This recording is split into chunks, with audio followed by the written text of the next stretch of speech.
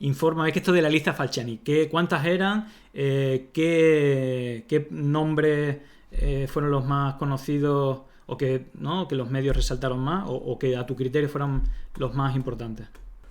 Pues la verdad es que si tengo que hablar de mi experiencia y de lo que sabemos, que bueno, la mayoría de la gente que sigue los temas financieros o de corrupción o de lucha contra la corrupción conocen, lo mejor creo que podría ser de presentarlo dentro del ámbito de tu proyecto, ¿no? De tu proyecto de pandemia digital, porque como presentaste las cuentas de tweets, pues las personas o los avatares, o porque, digamos, muchos de que ha presentado se encontró también en el caso que me corresponde, ¿no? Con la justicia suiza.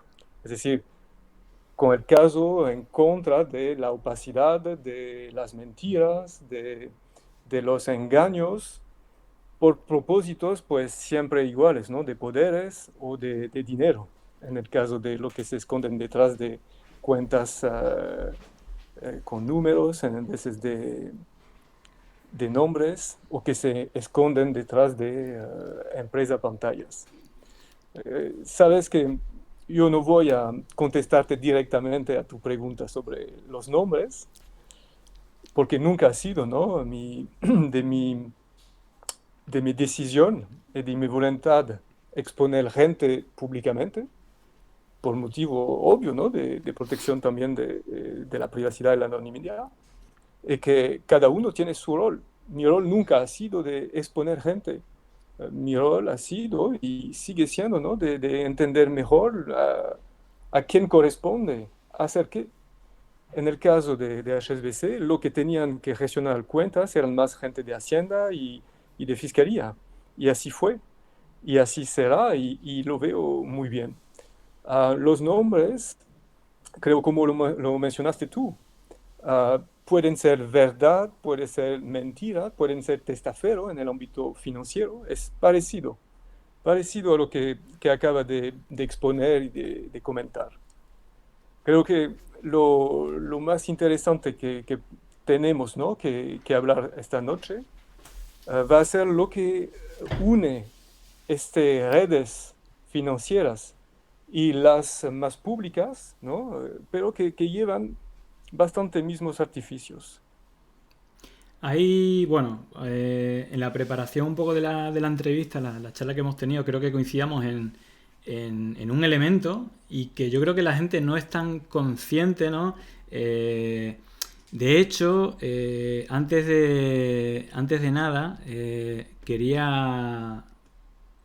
bueno, te quiero hacer una pregunta. Bueno, te voy a introducir el tema y luego voy a buscar el tweet porque es verdad que se me ha pasado en la introducción la pregunta que le hacemos al público, que yo te la quiero hacer a ti, pero antes quiero compartir con la gente que nos está viendo en que hay algo que llegamos a una conclusión, es que la energía, al final, es la que mueve al mundo, y energía hablamos de no solamente las empresas energéticas, sino empresas o fondos de inversión, llamarlo como quiera, que trabajan con el petróleo, con el gas, con el litio, con todos los tipos de energía, prácticamente, bueno, no sé si controlan el mundo, pero yendo a la película de Mad Max, al final ¿no? la energía, los recursos del planeta, bueno, van a ser súper limitados y ahí era sobre el petróleo y el agua, pero digamos que yendo a casos particulares, yo te voy a poner dos,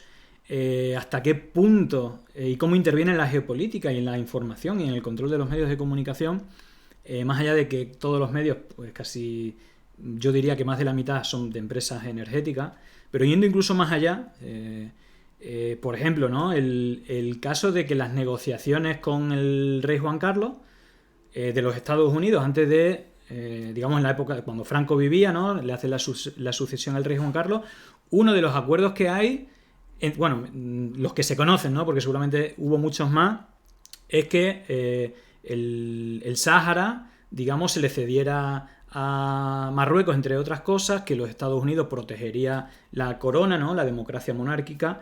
Y en ese tipo de intercambio, una que no se ha sabido hace, o públicamente se está diciendo hace poco, que uno de los orígenes de la fortuna de 1.800 millones de dólares es el acuerdo que se llegó para... España es un país que necesita muchos hidrocarburos, ¿no? Para la subsistencia, ¿no? De que funcione el país, porque no los tiene. Entonces se decidió cambiar el país y comprarle el petróleo a, creo que Arabia Saudí, y de cada barril que se traía, el rey Juan Carlos se llevaba un dólar y medio de comisión. Claro, eso a lo largo del año ha hecho una fortuna tremenda. Entonces aquí relacionamos geopolítica, ¿no? Que es un poco las tres palabras que hemos metido en el titular: geopolítica, energía y dónde se guarda ese dinero, porque ahora no paran de aparecer cuentas en paraísos fiscales del rey Juan Carlos. Pero claro, el rey Juan Carlos no es el único, ¿no? El otro caso que yo te quiero exponer, y este ya sería infinito, solamente lo vamos a tocar superficialmente, es esta red que yo hablo de Atlas Network siempre, que digamos es como el ala derecha del Partido Republicano, de los mejor dicho, Heritage Foundation, que es una de las fundaciones más importantes, igual como en España FAES, son el ala derecha de los partidos de derecha en sus países, pero que quien financia esa macroorganización que es Atlas Network, con más de 500 fundaciones, pero concretamente Heritage Foundation, que ha tenido a gente en el gobierno de 4 presidentes de los Estados Unidos. Empezó con Ronald Reagan, que fue cuando se creó Atlas Network, luego Bush padre, Bush hijo, y luego Donald Trump. Las principales empresas de que ponen dinero para financiar eso son petroleras. La familia más rica del mundo, la familia Koch, que entre los dos hermanos suman más que Jeff Bezos o que cualquier otra persona, o Exxon, otra serie de petroleras, que al final financia campaña, y no solamente financia campaña y ponen al presidente, sino que se hacen intervenciones a nivel geopolítico para que entremos en guerras, ¿no? Puede ser lo de Irak, de Afganistán, donde había que construir un gaseoducto, o incluso el propio golpe en Bolivia por el litio. Bueno, en definitiva, hay todo una serie de redes, pero vaya, ¿cómo ves tú esta perspectiva de las empresas energéticas, petróleo? Sí, yo te doy mi punto de vista. ¿Cuál es tu punto de vista en este punto?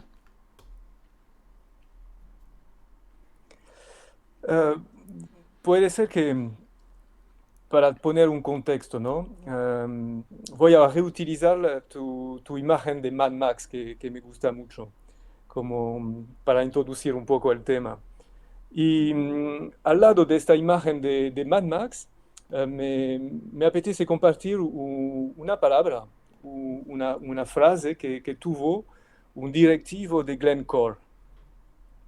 Por lo que no conocen, Glencore es una gran empresa con sede en Suiza, por supuesto, y su presidente a la época de esta frase que os voy a compartir, pues era de Australia, y decía esto: si mañana desaparece Facebook, pues se olvidará. Si mañana desaparece Glencore, es un apagón. Es un apagón. Volvemos si mañana nos quedamos sin minas, ¿no? Si nos quedamos sin petróleo, es un apagón del mundo, ¿no? que conocemos. Un mundo de depredación, por supuesto, de depredación de recursos, gracias a negocios de armas, entre otros. Y eso nos lleva naturalmente, ¿no? a esa estructura financiera o energético-financiera, en los cuales, digamos, el nexo central, el nexo necesario a transacciones diarias gigantes por sus suma, por el dinero que representa, pero gigante también por el impacto que tiene en nuestras sociedades dichas occidentales. Y esto petróleo, por ejemplo, se negocia en solo unos puestos, ¿no? Como por ejemplo Suiza, Londres, bueno, Chicago más conocido y tal, pero es interesante ver que un pequeño país como Suiza gestiona alrededor, o ha podido, o gestionará, puede ser más o menos, pero sumas que son alrededor de 40% del petróleo que se vende y compra por el mundo. dentro de ese negocio donde sigo repitiendo, ¿no? Repitiéndolo, los paraísos fiscales tienen un papel clave y no solo por la evasión de los impuestos, ¿no? Sino no solo por lo que dicen el transferimiento, ¿no? del valor, pero a todo el nivel de la cadena de valor y de la cadena de producción, de suministro de la energía, pues encontramos muchos conflictos, ¿no? Por todo el mundo. Ha sido bastante conocido. Y ese conflicto son y necesitan, ¿no? Son debido a que a la presencia de armas, a la presencia de intereses para poner en marcha tal conflictos y para favorecer que no se negocia en condiciones óptimas los recursos naturales que se encuentran en varios sitios donde se tiene petróleo u otros recursos necesarios por la energía, la santa energía. Y lo interesante es que de un lado como del otro, es decir, dentro del lado que permite comprar el petróleo como en el lado que permite vender armas, pues todo esto tiene que ser permitido por un actor central que sigue siendo lo que llamamos los paraísos fiscales, ¿no? Esta financia opaca. Opaca o, o discreta o confidencial, confidencial, porque protegida hasta por leyes, ¿no? Es lo que efectivamente me da la oportunidad de volver a lo que comentaste sobre mi aventura judicial, que se resuma en que, por supuesto, cuando compartimos, ¿no? informaciones y mecanismos sobre lo que pasa en ese paraíso fiscales, pues ese paraíso fiscales pueden aprovechar de herramientas que son logros de nuestras sociedades, y me refiero a la justicia. Por suerte, en algunos países la justicia puede ser defendida y puede oponerse a intentos ajenos como lo de la Suiza, lo que me permitió, digamos, contener este problema judicial con el cual procedió la Suiza en mi contra, ¿no? Pero bueno, es anecdótico frente al tema de lo cual estamos hablando, del mismo modo que serían anecdóticos las personas que podríamos comentar que han aparecido por un lado u otro en filtraciones o otras, que tienen su papel, ¿eh? No voy a denegar que tendrán sus papeles, pero serán un papel del ámbito periodístico que no es mío tampoco. Yo me quedé y me quedaré, ¿no? Dentro de un ámbito más técnico, más, digamos, científico, porque es la orientación que tuve, ¿no? Siguiendo, trabajando en forense, en análisis, en, en informes y el todo relacionado con la lucha contra el fraude o con la corrupción. Pero no solo, solo para proteger a veces elementos fundamentales como por ejemplo el suministro de petróleo. Yo efectivamente, si lo comentábamos en nuestra charlas preparatoria a esta noche, pues si comenté y si hablábamos mucho de energía, es porque es antes del dinero lo que de verdad um, permite nuestro modo de vivir, nuestro bienestar, digamos, que lo sabemos, ¿no? Tenemos que repetirlo, es debido a una predación y esta predación supone, por supuesto, herramientas elaboradas para no ser víctimas de nuestras redes. Yo quería, porque es verdad que me he saltado, bueno, hay un par de cosillas que se me han escapado y una de ellas es que una de las ideas es que en cada programa lancemos una consulta relacionada con el programa y yo se me ocurría que podíamos hacer esta pregunta que de momento va de esta manera, ¿no? La pregunta es quién controla el mundo, ¿no? Cuando digo los banqueros me refiero a la banca, empresas energéticas o de petróleo o de otras fuentes de energía, los medios de comunicación o las plataformas digitales. Es decir, ¿no? Este abordaje del mundo tecnológico virtual en el que cada vez pasamos más tiempo, ¿no? Bueno, animo a que la gente participe. De momento van ganando los banqueros 41%, empresas energéticas 31%, medios de comunicación 15% y plataformas digitales 10%. No sé qué opinas tú. ¿Quién crees que controla el mundo o cuál es el tipo de sinergias que se realizan entre estos cuatro espacios? Por el cual para mí todos tienen un papel fundamental. Pero bueno, ¿cuál es tu punto de vista o cuál sería tu respuesta a esta pregunta? ¿Banqueros, empresas energéticas, medios de comunicación o plataformas digitales? ¿Quién controla, quién controló y quién controlará el mundo? Y yo creo que, bueno, necesitamos varios actores dentro de, por supuesto, también los que mencionaste, pero hemos aquí olvidado una obviedad, ¿no? de actor que sería la parte militar-industrial. Es decir, que no es algo marginal, ¿no? Lo que representa en nuestras actividades económicas y en nuestra capacidad a asegurar el suministro de energía. Es decir, sin la fuerza no nos habrían y no nos entregarían, ¿no? sus recursos naturales del modo que lo hacen ahora mismo. Así que en primer lugar yo pondría energía sostenida, por supuesto, por la parte militar o industrial y el elemento, digamos, transaccional, bueno, será la banca, la financia, ¿no? Los sistemas financieros que permiten esos intercambios. Y eso nos lleva también, ¿no? a otros actores que son clave en el suministro, con lo cual se apaga todo, lo sabemos y lo observamos con una pseudoinflación, ¿no? Una pseudoinflación que está evolucionando. Será transitoria o no, lo veremos y dependerá esencialmente de esa empresa de suministro.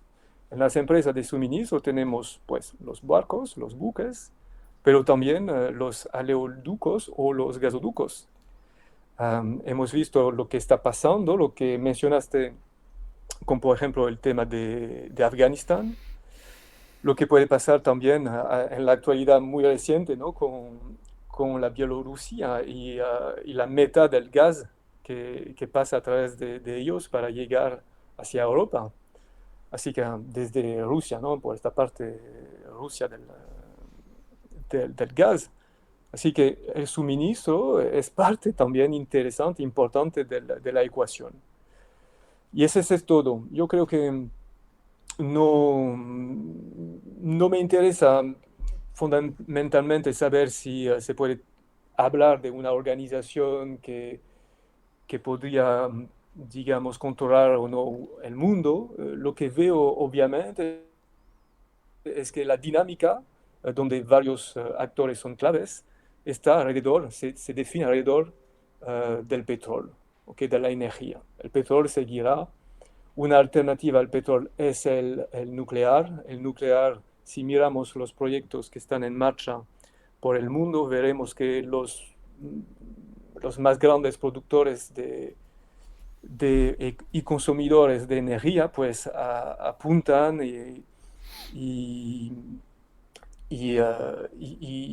crean, digamos, plantas nucleares siempre más y crearán siempre más, invertirán siempre más en el nuclear, lo que puede ser una buena solución para todo lo que no, nos interesa. Un elemento de reflexión, porque también ¿no? hablamos de la energía, del suministro y del modo de reservar dentro de la cadena de valor de todo esto. Miramos, por ejemplo, el caso francés, que conozco bastante bien por varios motivos. Um, en el caso francés, por ejemplo, en combustible, en uranio, se tiene una reserva de 3 años. Es decir, que por 3 años se puede, con la reserva que se tiene, seguir produciendo energía, electricidad, ¿no? Si ahora miramos el gas, las reservas son de 3 meses. ¿Ok? Eso tienen que hacernos reflexionar sobre la precariedad en la cual estamos a nivel energético, sobre la realidad de lo que hace que algunos actores serán más escuchados que otros. Y ese actores, y así vuelvo a mi tema personalmente, ¿no? Es que ese actores, pues tendrán siempre que necesitar fuerza de acción contundente y violenta. Una violencia no legítima, depende de cómo lo miraremos, ¿no? Para los intereses de un bienestar occidental será legítimo, pero bueno, por muchos otros actores no. Si miramos a esta violencia, digamos, este poder militar, ¿no? que permite fluidificar las relaciones internacionales alrededor del petróleo, tenemos que no olvidar que es una acción militar, pero que tiene varias caras, que puede tener, por ejemplo, la cara de las sanciones económicas. Mencionábamos que Suiza, en mi caso, muy, muy, muy ridículo, muy anecdótico. Suiza utilizó una herramienta legal para fomentar, ¿no? su venganza o intentar, digamos, limitar los daños reputacionales. Utilizó Interpol. Ahora mismo estoy, digamos, con una noticia Interpol.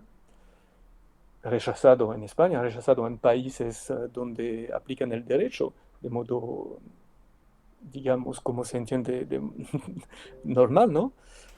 Pero si miramos a una otra escalera, a una otra escala, por ejemplo, a nivel de los países, se utilizan también, ¿no? herramientas legales como las sanciones económicas. Conocemos todos muchos países que están en el sector de la energía y que cuando tienen una organización, una estructuración, cuando tienen instituciones administrativas nacionales, pues son expuestas a trampas también legales, a lo que se llama el lawfare, ¿no? Al lado del warfare se utiliza hoy el lawfare del mismo modo. Es un otro modo de violencia que mata gente. Si nos acordamos de lo que pasó, por ejemplo, en Irak, cuando se pidió fue Condoleezza Rice, una vicepresidenta americana, cuando se le pidió qué opinaba sobre los 500 miles de niños que habían muerto de más debido a el blocus, ¿no? A las sanciones económicas que impusieron los Estados Unidos sobre Irak. Dijo que le parecía justificado por el bien de Irak, de los iraquíes, que me parece bastante, Sí. digamos, atrevido, ¿no? Yo Para no ahora, decir sinvergüenza. ahora que nombras el tema de Irak y que has dicho que tú pondrías un quinto elemento que es, bueno, la fuerza militar e industrial. Ilegal, Ajá. ilegal, de los Ahí, tratados. claro, hay un, bueno, que creo que tiene mucho que ver con esto. Si podemos hablar de la OTAN, ¿no? Eh, Ujú. yo he puesto un elemento, si yo hablo muchas veces de un lobby geopolítico de los Estados Unidos, que es clásico y que ¿no? Es decir, que hay como sinergia de diferentes espacios, y creo que la OTAN, hay un think tank que se llama Atlantic Council, que es algo así como el think tank de la OTAN, que es presidido por Aznar en Europa y América Latina, y que es el principal partner de Facebook para decir qué es verdad y qué es mentira, precisamente en procesos electorales, ¿no? Hace poco se ha visto en Nicaragua que han hecho desaparecer todas las cuentas, las más importantes, las 1000 cuentas más importantes de medios de comunicación y activistas sandinistas, y quien ha dirigido esa acción es Nimo, que era el presidente de la sección de inteligencia de Atlantic Council. Pero bueno, creo que eso es importante, el papel de la OTAN, de Atlantic Council, y hay dos elementos de Atlantic Council muy importantes. Bueno, una es que, te hablaba antes de Atlas Network, es que desde que varias personas hemos empezado a hablar de Atlas Network, han empezado a borrar quienes en la página de Atlas Network que venían de las fundaciones las han borrado. Pero también en algunos de mis hilos, y otras personas también lo han hecho, es quién financia Atlantic Council.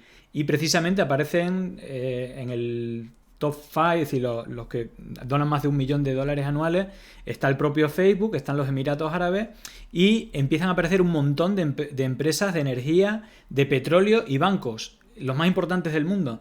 Claro, y al final, no sé si el propio Atlantic Council o... Bueno, hay otro elemento importante, es que Vox, el partido aquí de extrema derecha, cuando empieza a estar en la escena, es decir, cuando multiplica es cuando precisamente alguien que lleva en Atlantic Council desde 2004, que era la persona de Relaciones Exteriores de José María Aznar en FAES, en esta fundación perteneciente a Atlas Network, entra a ser ejecutivo directivo de Vox, ¿no?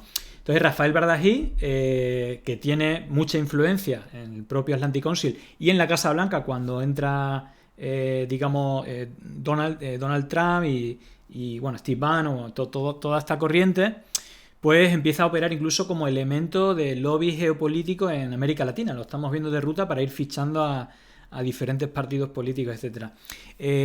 Bueno, digo por añadir elementos, pero la pregunta va en esta dirección. Teniendo en cuenta, ¿no? Porque muchas veces la gente piensa el petróleo, el gas y ya está, pero luego hay otro tipo de energías como puede ser el litio o otras que industrialmente o geopolíticamente sean importantes. Y tanto en Afganistán con el tema creo yo, del gas, ¿no? Del gasoducto del TAPI, que tienen ese elemento que no se ha hablado mucho de los talibanes. Digamos que se llegó a un acuerdo con los talibanes para construir el TAPI antes de lo de las Torres Gemelas, etcétera, y luego cuando montaron un gobierno con incluso el presidente era un asesor de UNAPAL, que era la empresa que iba a hacer el TAPI, el gasoducto, lo pusieron de presidente para asegurarse que todo se iba a hacer bien. Los talibanes se ocuparon que no se construyera ni un solo kilómetro, y Donald Trump hace 2 años saca de la cárcel al líder de los talibanes, y por eso tanto el gobierno como los militares se van. Si ya en los Estados Unidos llegó a un acuerdo con los talibanes para que entraran, ¿no? Y seguramente ese acuerdo sea para que se construya el TAPI. Pero donde yo voy es que ¿qué poder de influencia crees tú que tienen estos movimientos geopolíticos? Incluso porque al final, si se interviene, ¿no? Como fue en Irak o en Afganistán, pues la OTAN tiene algo que decir, también la política externa de los Estados Unidos. La pregunta sería, ¿qué influencia tiene este tipo de acciones, del control de la energía en el mundo? ¿Qué peso tiene para que se den guerras o golpes de Estado en el mundo? ¿Y cómo operan el tema de las comisiones? ¿Qué dinero se mueve y de qué manera en este tipo de acciones?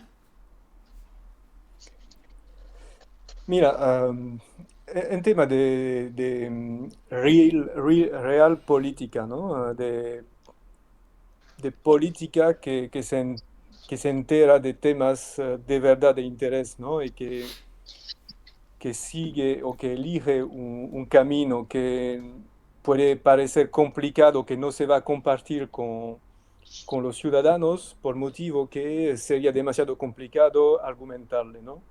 Y que en fin se deciden en petit comité, en grupos reducidos.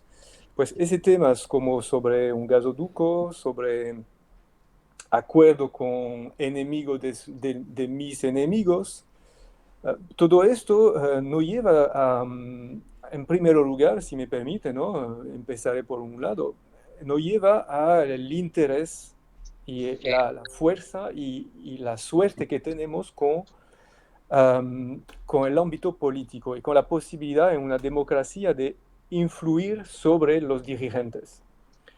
La verdad es que lo que mencionaste con Trump puede parecer al límite del democrático, ¿no? Pero ha seguido más o menos direcciones que están bastante sostenidas por sus electores, supongo, porque no cambian mucho de la lógica, digamos, norteamericana. Nosotros, además, si miramos fuera de ese ejemplo enorme, ¿no? A nivel de equilibrio geopolítico, lo que puede pasar a nuestro nivel, pues a nuestro nivel tenemos suerte en España, por ejemplo, de haber podido ver cuál puede ser el rol de unos políticos. Por ejemplo, hemos tenido algo que parece bastante anecdótico, pero que podrá ser, podrá aclarar algunos aspectos de lo que estabas mencionando. Me refiero al impuesto, la ley del impuesto sobre el sol. Cuando en el gobierno de Rajoy se impusieron esta medida, ¿no? de limitar, ¿no? En fin, porque resulta en esto, el limitar el autoconsumo energético. ¿Cuál era la lógica detrás? Del mismo modo que cuando pides cuál es la lógica detrás de la liberación de un talibán, de un jefe de los talibanes. El que tiene detrás es lo que no tiene que interesar a nivel democrático, a nivel de ciudadanos. Y es lo que a lo cual se oponen, por ejemplo, los paraísos fiscales.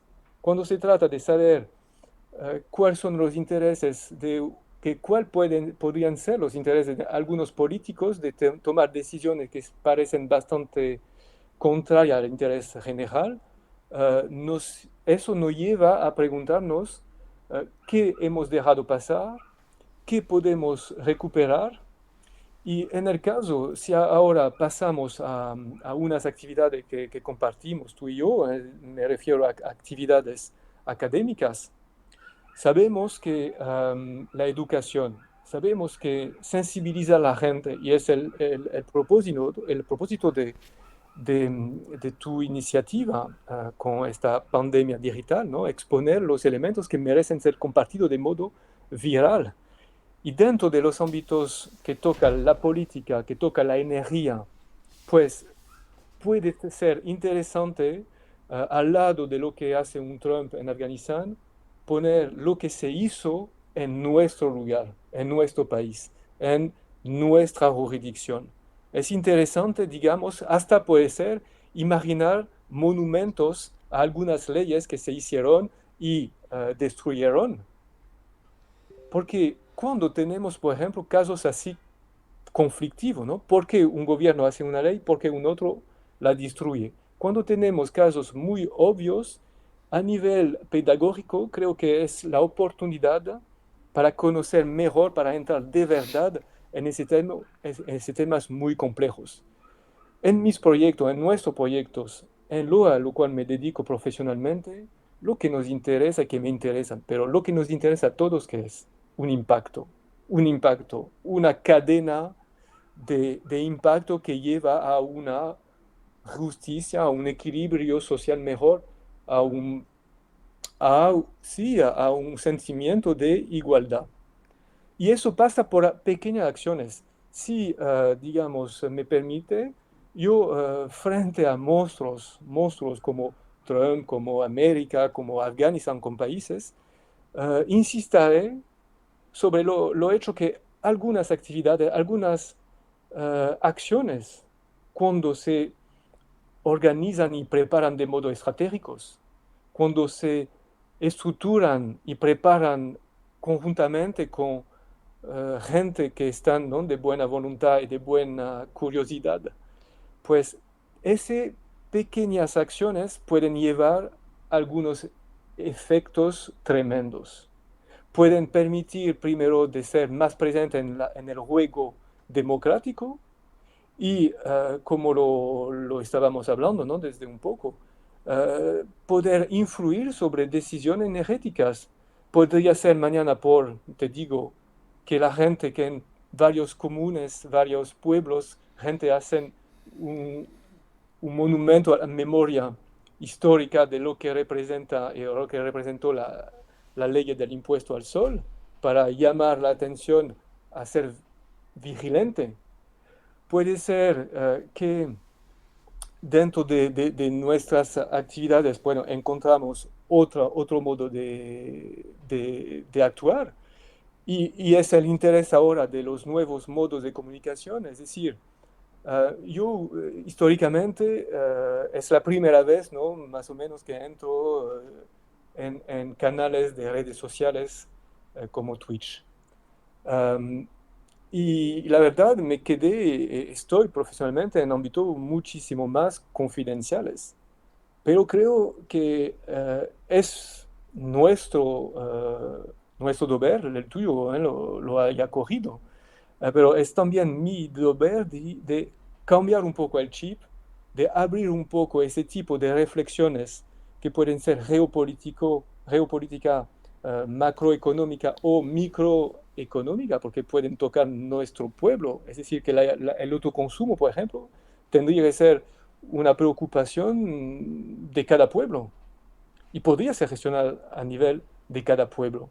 Podríamos, por ejemplo, plantear a la, a la oportunidad de este tema una cierta autonomía que no sea demasiado centralizada, en la cual se permite iniciativas que van con el sentido común, como se pueden hacer en los cantones suizos, por ejemplo. Aprender, ¿no? Y replicar lo que funciona afuera y siempre más organizar, ¿no? Tener una ciudadanía organizada. Digamos que en lugar, ¿no? de contestar a preguntas muchísimas más complejas que la que menciono, yo digo que lo que estás haciendo con, por ejemplo, la abertura de tu canal es en Discord, en lo cual colaboraré también, ¿no? Será una primera para mí. Pero dentro de esa iniciativa, además de tener una visión global, me gusta esta idea que podremos también tener un impacto local, que se sumarán o que podrán desencadenar efecto, digamos, mariposa, ¿no? Y es esto lo que importa, porque sabemos que del mismo modo que a niveles estatales se utilizan las instituciones legales o la fuerza militar, a todos niveles podemos organizarnos para, por supuesto, defender nuestros derechos y solicitar, digamos, actuaciones legales, todo lo que se puede, y a veces militares para defender o nuestros aliados o nuestros intereses.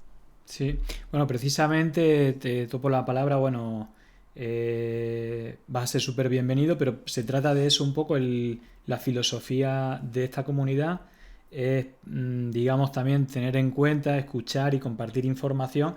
Y por aquí hay varias consultas y algunas de las preguntas, es decir, también recuerdo porque tenemos ya, creo, a Basilio, que va a ser es un camionero que ha tenido mucho éxito en tele y que ya nos está esperando. Entonces nos quedan 5 o 10 minutillos para si queréis hacer alguna pregunta, hacerla ahora. Ya tenemos un par de ellas. Yo simplemente quería aportar dos cosas. Una, aprovechando tu buena voluntad de ser partícipe con la comunidad, bueno, pues invitar a la gente que le interese este tema, de meterse en el Discord en el cual estará Hervé participando con su punto de vista, pero donde es bueno que el resto de personas, y bueno, yo creo que es acertado el punto de vista de no ir a lo alejado, sino qué podemos cambiar de lo cercano. Y creo que el punto que has dicho del impuesto al sol es como algo que no... Si tenemos limitaciones, ¿no? de energía, y la única que tenemos o que tenemos más presente es el sol, y producimos menos energía solar que Alemania, y además está como auto... Es decir, el propio gobierno, ¿no? Un gobierno la limitó para que no produjéramos de manera autoorganizada el consumo, ¿no? Evidentemente tiene que ver con intereses económicos. Y el otro elemento que yo quería poner, que precisamente esta red Atlas Network de la que hablo, y relacionado con paraísos fiscales, fue totalmente vertida por el tema de los Pandora Papers, donde han aparecido desde el director de Atlas Network a nivel de América Latina como los presidentes que tienen relación, los actuales, Piñera de Chile y Lasso de Ecuador, que es presidente de una de estas fundaciones, como presidentes de este entorno del que estamos hablando, ¿no? Es decir, que yo creo que ese también puede ser un indicador del peso geopolítico que tiene la financiación de empresas energéticas para que se gobierne para esos intereses. Pero bueno, yendo a las preguntas, y este es el momento de hacerla porque nos quedan 5 minutillos, han hecho por ahí un comentario del blockchain, que, es decir, cómo va a cambiar la realidad de la economía, incluso te diría el tema de los bitcoins y de todas estas monedas virtuales, etcétera. Y luego, en esta misma línea, Gaming Fan Violet pregunta que cómo ves el futuro de los bancos cuando entre en juego Google. Bueno, Google, y yo creo que ya casi todas las plataformas digitales aprovechan su predominio estratégico de relación con la sociedad para plantear, dar pasitos en otros espacios como puede ser la banca. Bueno, ¿cómo ves este mundo de la entrada de las plataformas digitales? Que yo creo que incluso lo de Meta, de una manera o de otra, es entrar en ese campo de hacer más compras en un mundo virtual que ellos controlan. Pero bueno, ¿cómo ves la entrada de Google en el tema de las transacciones económicas, el tema del blockchain o de las monedas virtuales como los bitcoins? ¿Qué ofrece, qué amenazas, qué oportunidades, o cómo ves que va a cambiar el escenario en los próximos años? Digamos que para venir al grano, para ir al grano directamente, decir lo que veo y que siempre he visto como disruptivo, sin que sea nuevo, pero en su modo de ser aplicado, pues ha siempre sido la descentralización. Y la descentralización no es solo un concepto tecnológico, sino una buena práctica.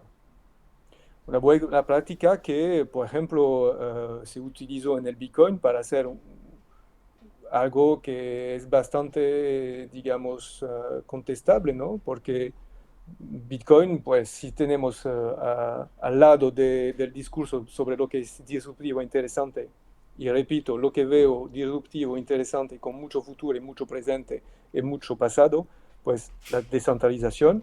Al lado de eso, Bitcoin es solo un instrumento especulativo, 100% especulativo, con ningún subyacentes, ¿no? Convencionales.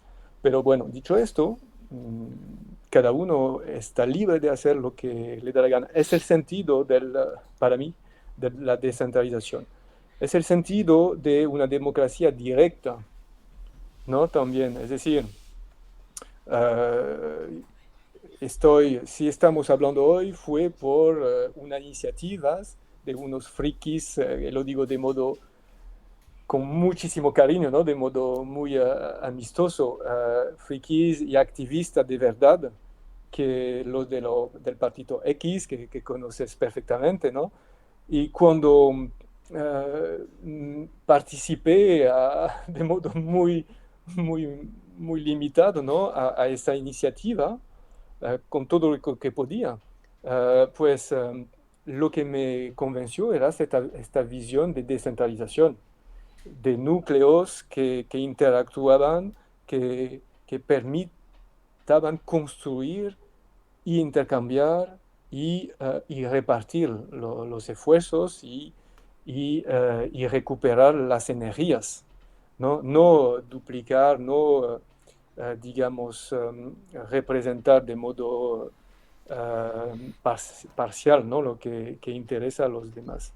Así que lo que veo en el blockchain como fundamental, como que me da mucha ilusión y lo estoy utilizando en muchísimos proyectos, es el blockchain en este sentido de descentralización. Y no me refiero a una estrategia tecnológica más que a una otra. Aún ahora mismo, muchos de los sistemas distribuidos son bastante ineficientes y es verdad que los blockchains públicos como Ethereum, como otros, ¿no? Llevan un interés fundamental real bueno, por lo menos a nivel tecnológico. A nivel financiero, le veo más como un problema, ¿no? Que como una solución, porque han sido acaparados y, digamos, vampirizado, ¿no? Por unos mecanismos especulativos ahora mismo. Y si repito en eso, es porque es muy interesante lo que está pasando a nivel legal. Mencionaste cuál puede ser el papel de un Google o de otros. Ahora mismo los gigantes del Internet que se diversifican, pues han realizado que no se puede sacar mucho dinero del ámbito prudencial y exigente a nivel de cumplimiento de los bancos. Así que intentaron entrar, pero de verdad no pusieron todos los medios que habrían necesitado ponerlo, visto que no es rentable a nivel financiero, no es rentable tal que está ahora mismo. Evolucionará el mundo del banco, por supuesto. Desaparecerá ese modo del cual conocemos el banco, está ya desapareciendo, ¿vale? La banca privada se quedará dentro de las varias bancas como un elemento un poco aparte, ¿no? Pero bueno, el cambio será más así. Lo que es interesante observar es que esta cultura financiera que se ha conseguido con el interés mediático, polémico, pandémico de la criptomoneda, esto interés ha desarrollado una, una cultura financiera básica, equivocado en parte, pero que abre la vía, que se mejora, ¿no? A que sea más extendida, más concreta y lo que permitirá, pues, por supuesto, gestionar mejor sus finanzas personales en un próximo cercano.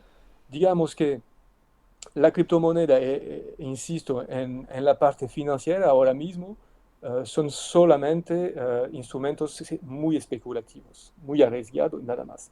Es un casino, es una posibilidad de gamificar el trading, además con los fondos cotizados en bolsa, que el último que se creó sobre el Bitcoin, pues todos podrían jugar con el Bitcoin sin entrar en los exchanges que varias veces presentan muchos riesgos. Eso es un poco Bueno, lo que te voy a hacer comparto como análisis. la última pregunta y como ya tenemos a Basilio esperando hace ya más de 10 minutos, te pido... Tengo que disculparme No, no, no, no, ya me he a retrasado Basilio. contigo, bueno, ya sabes cómo es esto, se va acumulando el retraso, pero Bien. una respuesta rápida de una pregunta que nos hacen desde Ecuador, es 100, Ciencia Futuro. Bueno, solo me voy a quedar con la primera. ¿Es usted consciente que podría haber acabado como Julian Assange? Es decir, el tema de la pregunta de al final, quien hace cosas para mejorar el mundo, al final es peligroso. Lo único que invito al... Bueno, te invito a ti a que participes en Discord y todas las personas que quieran seguir preguntándote o hablando sobre este tema que sigáis la conversación, pero una respuesta rápida. ¿Tuviste miedo por tu libertad? Bueno, en un momento se vio perjudicada, pero bueno, ¿qué tienes que opinar esto de manera sintética para despedirnos? Bueno, fui consciente del riesgo antes de meterme dentro, ¿no? Sabiendo también del atrevido que iba a hacer. He tenido mucha suerte, muchísima suerte. He podido también, ¿no? Seguir un camino que estaba bastante más precavido que lo de Assange o de otros, ¿no? Yo, básicamente, estoy en lío jurídico para haber seguido las leyes, ¿no? Las reglas, es decir, para haber colaborado con administraciones y respetando a cada paso las leyes que tuve suerte de poder conocer gracias, digo siempre, ¿no? A un equipo con lo cual se tiene que trabajar cada vez que intentamos enfrentarnos a un problema concreto. El equipo es fundamental. Hoy mismo, os digo, en muchos proyectos en lo cual estoy, trabajamos siempre con expertos. Es decir, por ejemplo, en primer lugar, tengo que explicar que parece alejado, pero poder trabajar con gente como lo de la IUMPA, que es el Instituto de Matemática Aplicada de la Politécnica de Valencia, ilustra bien qué tipo de equipo a veces se tiene que reunir para ir y entrar dentro de un problema que lleva beneficios, pero lleva riesgos. Cada vez se tiene que fortalecer y crear un equipo. Um, en los proyectos es así. Hoy en día, en todos los proyectos de forense, de análisis de redes, porque al fin, en fin, sabes que analizar redes financieras o redes sociales conlleva misma tecnología detrás, si no tenemos, cuando estamos haciendo, por ejemplo, luchas contra fake news de países, de grandes intereses, si no tenemos un equipo para asegurar que nuestro posicionamiento es científicamente correcto, epistemológicamente correcto, no me atrevería personalmente a irme, ¿no? Así que estoy consciente, muy dolido para, por lo que puede pasar por gente de buena voluntad como lo ha sido y inspiradores como lo ha sido. Yo no iré más en esto, ¿no? Es que tengo mucha tristeza por lo que pueden sufrir por motivo, digamos, de un sistema judicial bastante incomprensible, digamos, injusto, comprensible, se puede siempre explicar. Digo, diré esto, ¿no? Solamente diré que son los percursos, ah, digamos, determinan, ¿no? Lo que vas a subir, a sufrir, es decir, o a no sufrir, a evitar de sufrir. Los sufrimientos depende siempre del camino que eliges, y mejor ser con amigos, ¿no? En ese Claro. camino, cual sea lo que eliges.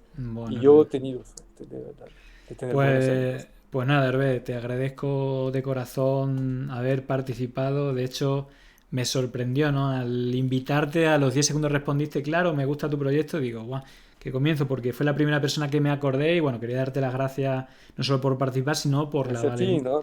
por la valentía en la cual te has enfrentado a la vida, arriesgando tu libertad y intentando mejorar el mundo. Así que bueno, espero seguir hablando contigo en Discord y que empezamos a investigar sobre este tema que tiene tanto Oye, que, oye, que hacer. Julián, es que cuidado, y que puede ser que será tú el próximo, ¿eh? Así que, Bueno, sí, sí, así ya me lo han dicho, ya me lo han dicho, es a sí. que me refiero. Es decir, que Bueno, así que gracias a ti, gracias para el equipo, ¿no? Que estás organizando y reuniendo para proyectos que tienen ambiciones impresionantes, te digo, y a vuestras disposiciones para todos los proyectos, ¿no? qué bueno. Que entiendo, por lo menos. No voy en algo que no entiendo.